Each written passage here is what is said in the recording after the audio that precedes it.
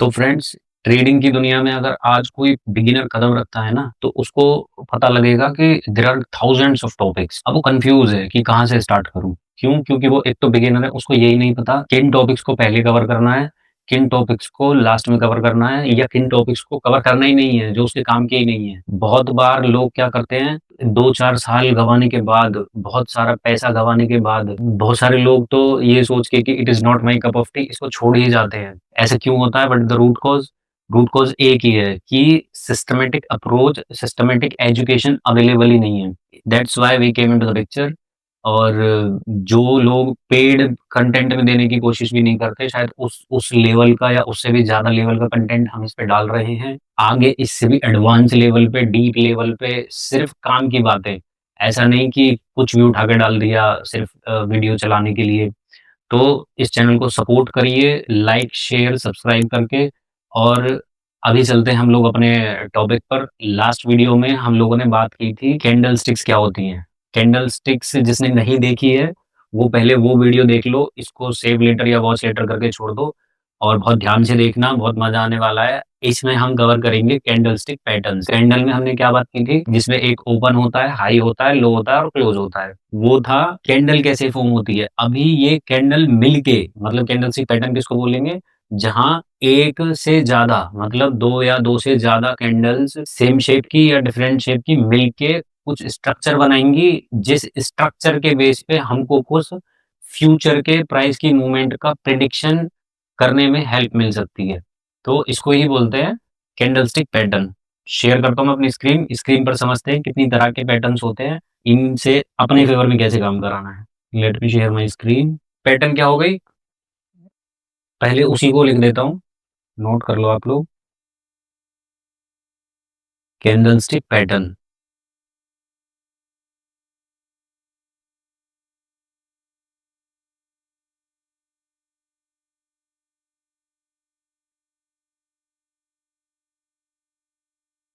Combination of two or more same or different shape candles candles on a particular location in chart that can be used for future movements of price। ठीक है, ये तो हो गया candlestick pattern. अब एक basic चीज समझो, कोई भी ट्रेडिंग जो है ना, उसमें क्या होता है, सब कुछ डिमांड और सप्लाई पे बेस होता है। मतलब डिमांड बहुत ज्यादा बढ़ गई तो उसकी सप्लाई कम होगी। डिमांड और सप्लाई एक दूसरे के रेसिप्रोकल्स होते हैं, मतलब इन्वर्टेड होते हैं। डिमांड अगर बढ़ेगी तो प्राइस बढ़ेगा, सप्लाई कम होगी क्योंकि। और अगर सप्लाई बहुत ज़्यादा हो गई तो प्राइस घटेगा। जनरली एक जनरल एग्ज़ाम्पल से समझते हैं, जैसे इन दिनों टोमेटो न्यूज़ में है, तो कुछ भी चीज़ आ जाती है, हम एक जनरल एग्ज़ाम्पल से, रियल लाइफ़ एग्ज़ाम्पल से समझने की कोशिश कर रहे हैं। क्या होता है कि अभी रिसेंटली खबर चल रही थी, टमाटर 200 के आस-पास हो गया, मतलब टमाटर की प्राइस ₹200 के आस-पास हो गए। तो कभी तो ऐसा भी था ना कि टमाटर ₹50-60 में था। कभी तो रिसेंटली ऐसा भी था कि टमाटर ₹15-20 किलो था। तो हम कैंडलस्टिक पैटर्न्स का यूज़ करने से पहले इस डिमांड एंड सप्लाई का छोटा-सा रूप समझने की कोशिश करते हैं। वो क्या होता है, मान के चलो हम टमाटर के प्राइस की बात कर रहे हैं। 1 सेकंड। ये मान लो ₹200 पे टमाटर है, आज का रेट। और ये कभी था ₹10-15 केजी।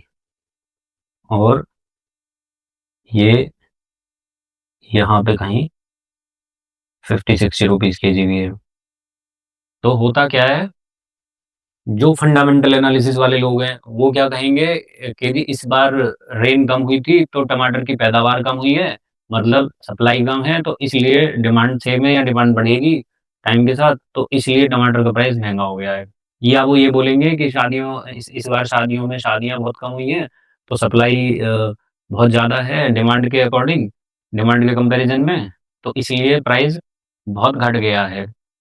बट अगर इसी चीज़ को जो वो होने के बाद में एनालिसिस देते हैं न्यूज़ पे या जो भी फंडामेंटल एनालिसिस करने वाले लोग हैं, अगर इसी चीज़ को हम लोग क्योंकि हम प्राइस एक्शन या टेक्निकल एनालिसिस को समझ रहे हैं, अगर हमको यही चीज़ अपने चार्ट में अपनी कैंडल्स से कोई चीज़ बता दे, उनके होने से पहले कि यहाँ से डिमांड घटने वाली है या यहाँ से सप्लाई बढ़ने वाली है, ये अगर हमको चार्ट में पहले से किसी चीज़ से पता लग जाए, तो कितना मज़ा होगा ना।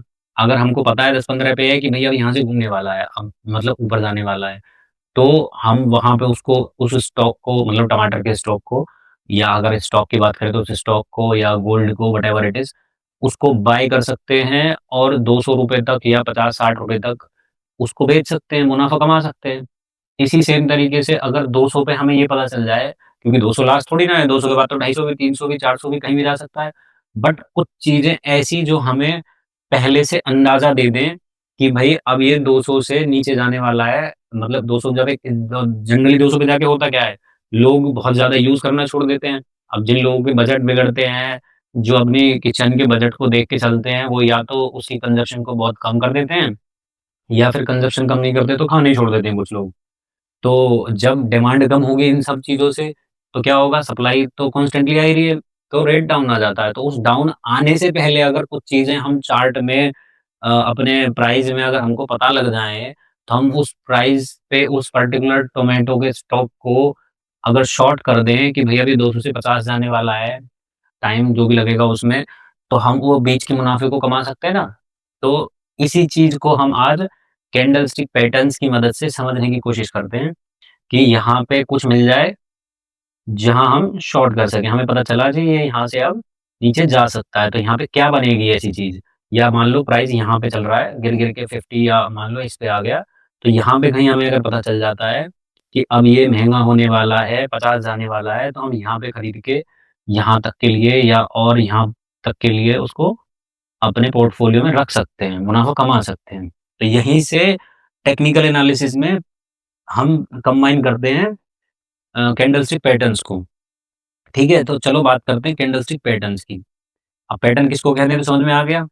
अब पहला जो कैंडलस्टिक पैटर्न है, जैसे हमने उस दिन बात करी थी बुलिश कैंडल की, अभी हम बात कर रहे हैं बुलिश एनगल्फिंग की। एनगल्फ का मतलब होता है जैसे कोई चीज़ दूसरे को कवर कर लेती है। तो मान के चलो ये टमाटर का प्राइस है ₹10 से ₹15 फॉर एग्ज़ाम्पल, ठीक है? अब उस प्राइस पे यानी कि ये प्राइस अब क्या काम कर रहा है 10 से 15 से नीचे नहीं जाता है। हम कई साल का पैटर्न देख रहे हैं ये कि 10-15 से कम नहीं होता है। तो 10-15 पे आके जनरली वो महँगा होने लग जाता है। 10-15 के बाद 20 होगा, फिर 25 होगा, फिर 30 होगा, ऐसे करके 50-60 या 200 तक भी चले जाता है। तो ये जो 10-15 है ये किस चीज़ का काम कर रहा है? ये एक तरह से काम कर रहा है सपोर्ट का। मतलब उस प्राइस को 10-15 पे एक सपोर्ट मिलती है कि उससे नीचे वो नहीं गिर पा रहा। मैं इस चेयर पे बैठा हूँ, मैं इस चेयर चेयर मेरे लिए सपोर्ट का काम कर रही है, that is why I am able to sit on it. और मैं 3rd फ्लोर पे बैठा हूँ, मैं 3rd फ्लोर पे हूँ, अगर मैं 4th फ्लोर पे जाना चाहूँ कि ये रूफ जो है ये मेरे लिए रेजिस्टेंस का काम करेगी। ऐसे ही ये 10-15 तो मान लो हो गया सपोर्ट। अब अगर इस प्राइस को 200 से ऊपर जाना हो या 50-60 से ऊपर जाना हो, तो वो 50 या 60 या वो ₹200 प्राइस क्या फेस करेगा रेजिस्टेंस कि प्राइस उससे ऊपर नहीं जा पा रहा, ठीक है? तो अब इसी चीज़ को समझते हैं हम कि जब भी पोटेंशियल रिवर्सल मार्केट में आने वाला हो, चाहे वो बेस से ऊपर की तरफ आए या वो टॉप से नीचे की तरफ आए। टॉप या बेस किसी को पता नहीं है कहाँ होते हैं, बस जो प्रीवियसली हुआ है उससे हम अंदाज़ा लगाते हैं। यहाँ पे मैं सपोर्ट रेजिस्टेंस की बात नहीं कर रहा, कैंडलस्टिक्स पैटर्न की बात कर रहा हूँ।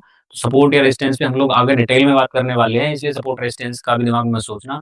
और ये जो पैटर्न है इनसे भी बिल्कुल कन्फ्यूज़ मत होना क्योंकि अभी हम लर्निंग स्टेज में हैं। जब हम लर्निंग स्टेज में रहते हैं तो दिमाग को सबको दे सकते हैं, मतलब हम ब्रेन में कुछ भी डाल सकते हैं। अब बाद में जब ट्रेडिंग के टाइम पे आएँगे तो हम कुछ भी नहीं डाल सकते, फिर बहुत सिम्प्लीफाइड करेंगे चीज़ों को क्योंकि अभी लर्निंग स्टेज में है तो इसलिए अभी सब कुछ डाल लो, ठीक है ना? Don't make it so complicated, confuse मत हो, सिंपल तरीके से इसको बस ग्रैब करो। तो मान लो वहाँ पे आके ये ऐसे प्राइस आया, पहले क्योंकि नीचे गिरता हुआ आ रहा था तो ये बियरिश कैंडल आई, उसके बाद एक ग्रीन कैंडल आई जिसने इस पूरी कैंडल को एनगल्फ कर लिया। मतलब ये छोड़ के इसको एनगल्फ कर लेना। तो इसलिए इसको बोलते हैं बुलिश एनगल्फिंग। जब सपोर्ट पे आके ऐसा कुछ स्ट्रक्चर मुझे मिलेगा, then I will come to know कि ये जो है ना यहाँ से रिवर्सल आ सकता है। तो क्या करते हैं उस कंडीशन में, यहाँ पे हम लोग बाय एंट्री बनाते हैं। करनी नहीं है अभी इसके बेस पे, क्योंकि ट्रेडिंग बहुत सारी चीज़ों का कॉम्बिनेशन रहता है, और अभी आप लोग को support, resistance, demand supply zone और मार्केट स्ट्रक्चर और चार्ट पैटर्न के अलावा अभी कैंडल पैटर्न कर रहे हैं, सॉरी, चार्ट पैटर्न करने हैं, फिर उसके बाद तो ये सारी चीज़ें, और फिर उसके बाद ट्रेंड लाइन, सपोर्ट और कई सारी चीज़ें हैं जिनके कॉम्बिनेशन हम आगे आने वाली वीडियोज़ में करेंगे। तो उसके बेस पे करनी है। हम यहाँ पे सिर्फ कैंडलस्टिक पैटर्न्स को समझने की कोशिश कर रहे हैं। Don't make it so complicated. तो यहाँ पे बाय बनाते हैं, यहाँ पे बाय किया और यहाँ पे लगाया इसके लो के नीचे अपना स्टॉप लॉस, और आगे फिर बाय करके टारगेट कहाँ रखेंगे? जो भी हमारा रिस्क रिवॉर्ड रेशियो हमने फिक्स किया है। अगर रिस्क रिवॉर्ड नहीं जानते, रिस्क मैनेजमेंट नहीं जानते, तो प्रीवियस वीडियो में बहुत डिटेल में मैंने वीडियो बनाई है, उसको भी जाके देखना। तो यहाँ से हम बाय करेंगे और यहाँ पे हो जाएगा हमारा स्टॉप लॉस। मान लो ये ₹10 है कि हमने यहाँ ₹20 में इसको बाय किया और यहाँ पे था ₹10, तो हमारा लॉस कितना हो गया? ₹10 का। मतलब अगर हमारे डायरेक्शन के अपोज़िट जाती है, तो हम इसका डबल का टारगेट ले लेंगे, मतलब 20 का टारगेट ले लेंगे। 20 पे अगर खरीदा तो 40 पे हमारा टारगेट होगा। ये भी बुलिश एनगल्फिंग है, क्यों? क्योंकि ये वाली कैंडल क्या शो कर रही थी हमको? ये वाली कैंडल शो कर रही है कि प्राइस में नीचे जाने के लिए प्रेशर है। इन्वर्टेड हैमर बना है। कहाँ बना है? सपोर्ट प्राइस पे। सपोर्ट पे आके उसको एनगल्फ कर लिया एक बड़ी ग्रीन कैंडल ने, तो ये बन गई बुलिश एनगल्फिंग। मतलब ये हमें शो कर रहा है कि जो ये सेलर्स थे, अब ये हार चुके हैं, अब बायर्स ने अपने हाथ में कमांड ले लिया है, तो वो अब प्राइस को ऊपर लेके जाएँगे। ठीक है? तो ये बुलिश एनगल्फिंग। दूसरी सेम तरीके से क्या होगी? Bearish engulfing. तो यहाँ पे तो हम सपोर्ट पे थे कि ₹10-15 पे टमाटर है। ऐसे ही यहाँ पे मान लो ₹200 पे टमाटर चल रहा है। अब फंडामेंटली क्या हो रहा होगा मार्केट में, उसको भूल जाओ, वो जस्ट सिर्फ एक एग्जांपल था। तो मान लो ये एक सपोर्ट है। रियल टाइम में कैसे निकालते हैं सपोर्ट या रेजिस्टेंस चार्ट में, वो हम आगे बात करेंगे। तो मान लो ये कोई रेजिस्टेंस है। अब यहाँ पे आके क्योंकि मार्केट ऐसे-ऐसे ऊपर जा रही थी, ऊपर, ऊपर, ऊपर, ऊपर प्राइस ऊपर जा रहा था। उसके बाद में यहाँ पे इस इतनी बड़ी कैंडल ने इस कैंडल को एंगल्फ कर लिया। तो यहाँ से वी कैन प्रेडिक्ट कि अब यहाँ से प्राइस और नीचे जाने वाला है, मतलब मार्केट में रिवर्सल आने वाला है। तो हम यहाँ पर बनाते हैं शॉर्ट एंट्री। अगर आपको शॉर्ट नहीं पता है तो कमेंट करना, I will make it clear कि बाय और शॉर्ट में क्या डिफरेंस रहता है। ये हमारा होगा एसएल, और इससे डबल का या जो भी हमारा रिस्क रिवॉर्ड बोलता होगा, डबल, ट्रिपल, 4 टाइम्स उतना हम रखेंगे target. In the same way bearish engulfing होती है। इसमें ये ग्रीन कैंडल क्या कह रही थी कि प्राइस में ऊपर जाने के लिए प्रेशर है, बट वो एक प्रेशर को खा गए जो सेलर्स थे, जो उसको नीचे लाने वाले थे, उसको एनगल्फ कर लिया। तो it is showing us that there is a pressure in price to go downwards. मतलब प्राइस अब फ्यूचर में नीचे और जा सकता है, क्योंकि यहाँ पर sellers are heavier than the buyers. ठीक है, this is bearish engulfing. Now morning star. जैसे हम अभी बुलिश एनगल्फिंग की बात कर रहे थे, ऐसे ही मॉर्निंग स्टार, इसका नाम मॉर्निंग स्टार इसलिए है क्योंकि ये सपोर्ट पे मिलेगा तभी काम का है। जैसे ये हमारे लिए सपोर्ट है। हम टोमेटो का एग्जांपल ले रहे थे, तो मान लो टोमेटो का ₹10 प्राइस वाला ये एरिया आ गया, प्राइस अभी ₹10 है। अब प्राइस ऊपर से गिर गिर के यहाँ तक आया। आने के बाद में प्राइस ने कुछ ऐसा परफॉर्मेंस किया, मतलब पहले एक रेड कैंडल आई, उसके बाद में ये एक डोजी आई। याद है ना, डोजी डिस्कस की थी हमने पिछली वीडियो में। तो अगर नहीं याद है तो दोबारा उस वीडियो को जाके देख लो, इसको वॉच लेटर कर लेना, क्योंकि अगर वो नहीं पता है तो इस वीडियो में बहुत सारी चीज़ें क्लियर नहीं होंगी। ठीक है? और प्रॉपर नोट्स बना के ऐसे लेट के मत देखना बेड पे। प्रॉपर नोट्स बनाओ ताकि प्रॉपर्ली चीज़ें दिमाग में एंटर करें। ठीक है? अब ये डोजी क्या है? डोजी किसी भी तरह की हो सकती है, ये ऐसी भी हो सकती थी, ये ग्रीन कलर की भी हो सकती थी, ये ऐसी भी हो सकती थी, तो कोई-सी भी डोजी है ये। तो ये 3 कैंडल्स का कॉम्बिनेशन है, जैसे पिछली में बुलिश एनगल्फिंग और बियरिश में 2 कैंडल्स का कॉम्बिनेशन था, इसमें 3 कैंडल्स मिलके एक पैटर्न बनाएँगे जिसको बोलते हैं मॉर्निंग स्टार। मॉर्निंग क्यों बोलते हैं इसको? जब ये सपोर्ट पे मिलता है तो वहाँ से हमको प्राइस जब ऊपर से गिर-गिर के कहीं से आ रहा है और वहाँ पे ऐसी स्ट्रक्चर बने, पहले एक रेड कैंडल, उसके बाद में एक डोजी कैंडल, कोई से भी टाइप की बन सकती है, बट जनरली ये वाली बनती है। बन कोई सी भी सकती है, ठीक है? उसके बाद में एक फुल बुलिश कैंडल जो कि इसके हाई से ऊपर हो, क्लोज़ ऊपर हो, ठीक है? तो यहाँ से प्राइस एक्शन में क्या प्रेडिक्ट करते हैं हम लोग कि प्राइस अब यहाँ से ऊपर मूवमेंट करने वाला है। So this will be our entry price, this will be our entry price मतलब बाय प्राइस। इसको हम रखते हैं स्टॉप लॉस और जितना ये हमारा हमने रिस्क रखा है, उससे डबल या उससे ज़्यादा का हम रिवॉर्ड रखते हैं, ठीक है? This is morning star. तो याद रखने का तरीका क्या है? क्योंकि ये सपोर्ट पे बन रहा है, तो ये मॉर्निंग स्टार है। पहले सुबह आती है, तो सपोर्ट नीचे रहती है, यानी कि पहले, तो पहले यानी मॉर्निंग, इस हिसाब से याद रख लो। इसी का उल्टा, जैसे बुलिश एनगल्फिंग और बियरिश एनगल्फिंग था, ऐसे ही इसका उल्टा मतलब जैसे मॉर्निंग स्टार सपोर्ट पे बन रहा है, तो रेजिस्टेंस पे अगर ये बनता है, same structure but opposite, price नीचे से कहीं मूव करके आ रहा था, ऐसे, ऐसे, ऐसे, फिर अपने ₹200 पे पहुँच गए टमाटर, ठीक है? अब वो पहुँचने के बाद में कुछ ऐसा ग्रीन कैंडल के बाद में एक ऐसी डोजी आती है, अब ज़रूरी नहीं है ऐसी आए, इनमें से जैसे ऊपर बात करी थी, ये कोई सी भी बन सकती है यहाँ पे। उसके बाद में प्राइस एक बड़ी कैंडल के साथ में रेजिस्टेंस ले ले, मतलब इसके लो से नीचे क्लोज़ कर जाए, इसके क्लोज़ से नीचे क्लोज़ कर जाए, तो this will be our morning star. तो हम यहाँ पे एंट्री बना के सॉरी यहाँ पे एंट्री बनाते हैं, ये हमारा शॉर्ट प्राइस होता है, ये हमारा इसमें जनरली एसएल होता है। ये मैं अभी as per standard candlestick pattern बता रहा हूँ। एग्ज़ैक्टली एंट्री कैसे लेते हैं, वो कॉम्बिनेशन से लेते हैं, बार-बार ये बात बोल रहा हूँ। तो इसके बेस पे ऐसा मत करना कि कल जाके और ट्रेड करना स्टार्ट कर दो। ट्रेडिंग के लिए अभी आगे और चीज़ें समझेंगे हम, उसके बाद में ट्रेडिंग करनी है। तो जितना ये स्टॉप लॉस होगा, उसका डबल हमारा टारगेट होगा। Got it? हैमर, अब ये हैमर है, हैमर मतलब प्राइस में यहाँ पे देखो इसमें नीचे से कितना प्रेशर है, प्राइस अब कैंडल कैसे बनती है लास्ट में याद है ना? प्राइस ओपन यहाँ पे हुआ है, लो ये लगाया है, फिर यहाँ से ऊपर जाके इसने क्लोज़ किया है, ये प्राइस पे।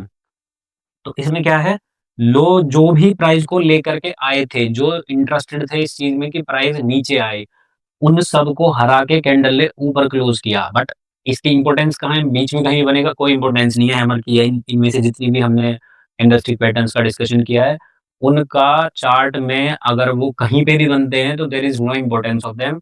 हाँ, अगर वो सपोर्ट या रेजिस्टेंस पे बनते हैं, then they are being useful for अस।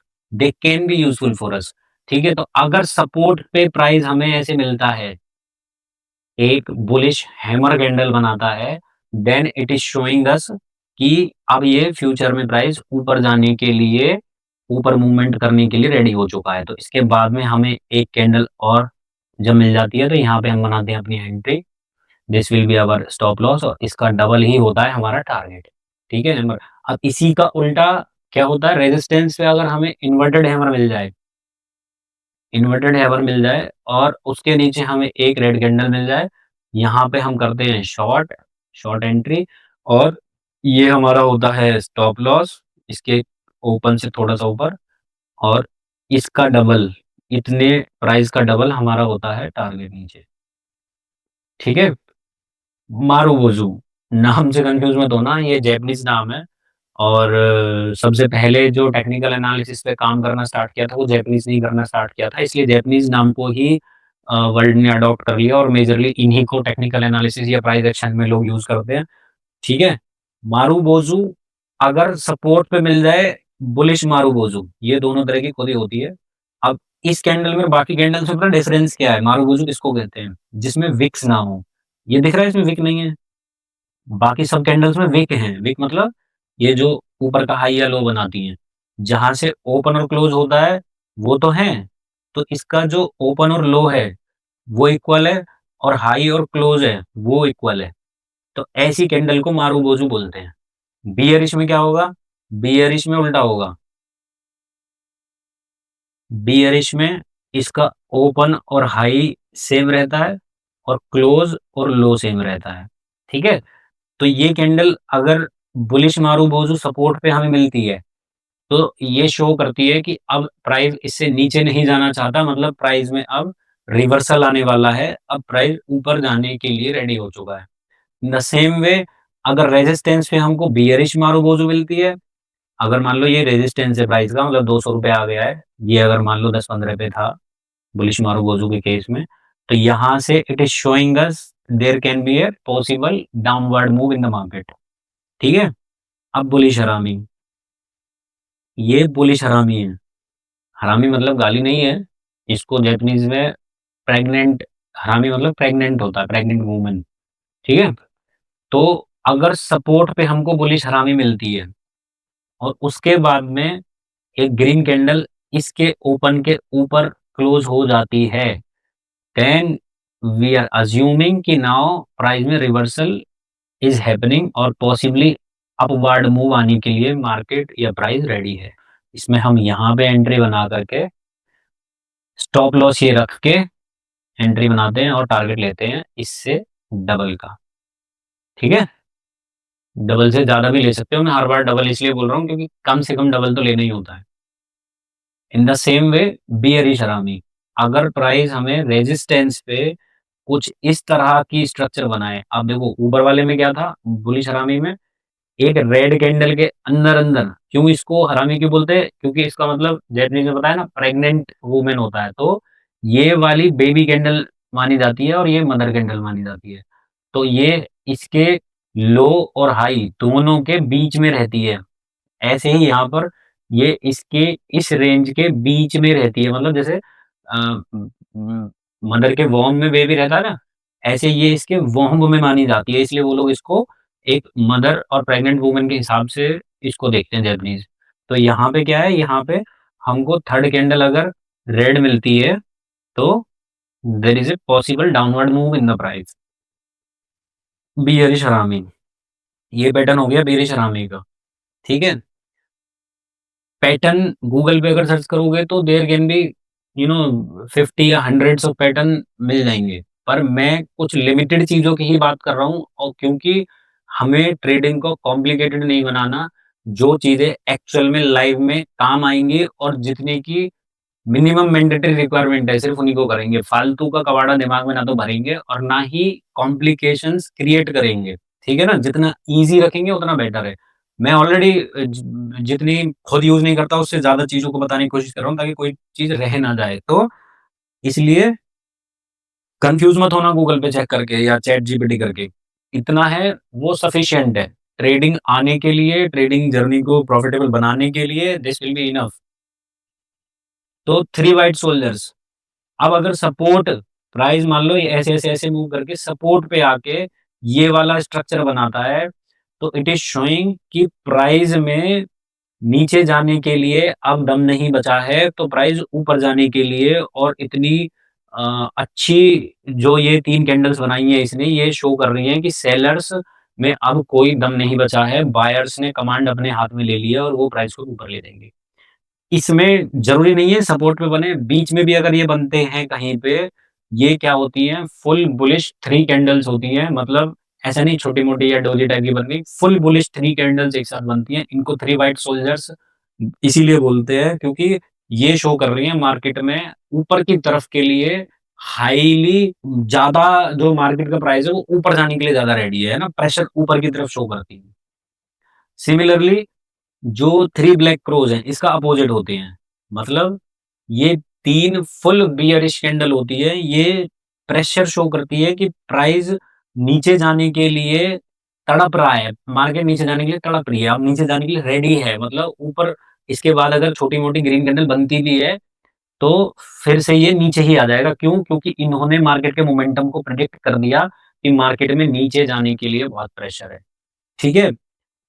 तो रफ़ली हमने लगभग जितने भी गूगल या चैट जीपीटी या कहीं पे भी करो, उतनी सारी चीज़ों को हमने कवर कर लिया है कैंडलस्टिक पैटर्न्स में। बट आपने अगर सुना हो, मैंने हर जगह या तो सपोर्ट या रेजिस्टेंस बोला है इन सारे पैटर्न्स को कि ये सपोर्ट पे बनेगा तो हमारे काम का है, ये रेजिस्टेंस पे बनेगा तो हमारे काम का है। तो इम्पोर्टेंट चीज़ क्या हो गई? सपोर्ट या रेजिस्टेंस। ये सारी चीज़ें तब काम आएँगी when you know how to know charts पे कि सपोर्ट कहाँ पर है, रेजिस्टेंस कहाँ पर है या लेवल्स कहाँ पर है या डिमांड या सप्लाई ज़ोन कहाँ पर है। जैसे हम टमाटर के केस में कर रहे थे ना कि ₹200 एक सप्लाई ज़ोन है और ₹15 एक डिमांड ज़ोन है। तो इम्पोर्टेंट है सपोर्ट या रेजिस्टेंस को निकालना, डिमांड और सप्लाई ज़ोन को निकालना। अब हम आगे जब भी बात करेंगे, मतलब हम नेक्स्ट वीडियो में सबसे पहले तो हम अभी थोड़ा-सा और रहता है, हमने अभी कैंडलस्टिक पैटर्न्स की बात करी है, नेक्स्ट वीडियो में हम बात करेंगे चार्ट पैटर्न्स की, उसके बाद में हम बात करेंगे डिफरेंट डिफरेंट टाइम फ्रेम और सपोर्ट रेजिस्टेंस की। तब जाके आप इन चीज़ों का फ़ायदा उठा सकते हो। तो मेक श्योर कि इस चैनल को सब्सक्राइब करके रखो और कमेंट में चार्ट पैटर्न लिखो, सो दैट कि मुझे पता चले कि you people are interested in next video. ठीक है, मिलते हैं किसी और नेक्स्ट वीडियो में। तब तक ख्याल रखिए। Take care, bye bye.